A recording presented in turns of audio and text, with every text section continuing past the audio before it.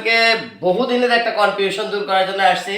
যে এই দেখো অনেক সময় এই যে ল সা গু এর পূর্ণরূপ এবং গ সা গু এর পূর্ণরূপ, এই দুইটা জিনিস আমরা যখন পূর্ণরূপ লিখতে যাই তখন আমরা ল সা গু এর পূর্ণরূপ লিখি লঘিষ্ঠ সাধারণ, গুণনীয়ক লিখবো না গুণিতক লিখবো।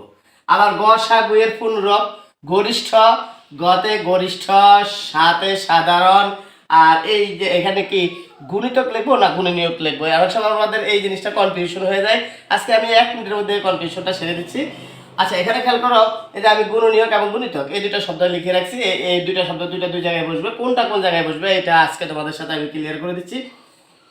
এই লঘিষ্ঠ শব্দের অর্থ কি? লঘিষ্ঠ শব্দের অর্থ হচ্ছে ছোট। গরিষ্ঠ শব্দের অর্থ কি? বড়। গরিষ্ঠ শব্দের অর্থ বড়। তাহলে এই দুইটা শব্দের দিকে যদি আমরা তাকাই, একটা হচ্ছে গুণনীয়ক, একটা হচ্ছে গুণিতক। এই গুণনীয়ক এবং গুণিতক এই দুইটা শব্দের মধ্যে বড় শব্দ কোনটা, মানে বেশি বর্ণযুক্ত শব্দ? এখানে বর্ণ আছে কয়টি? 1 2 3 4 5, 5টি বর্ণ। এখানে আছে কয়টি? 1 2 3 4, 4টি বর্ণ।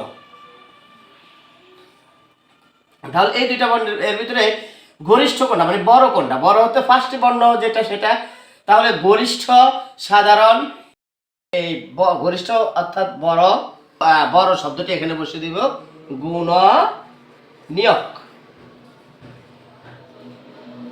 আর আমরা লঘিষ্ঠ মানে ছোট, তাহলে এই দুইটার ভিতরে যেটা ছোট ছোট শব্দ সেটা আমরা এখানে লিখে দিব গুণিতক।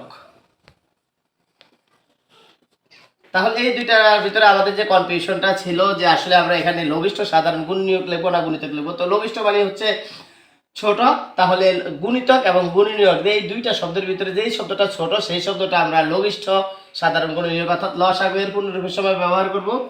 এবং গরিষ্ঠ মানে হচ্ছে বড়, তাহলে গ সা গু এর সময় আমরা শব্দের ভিতরে যে শব্দটা বড় তাহলে আমরা সেই শব্দটা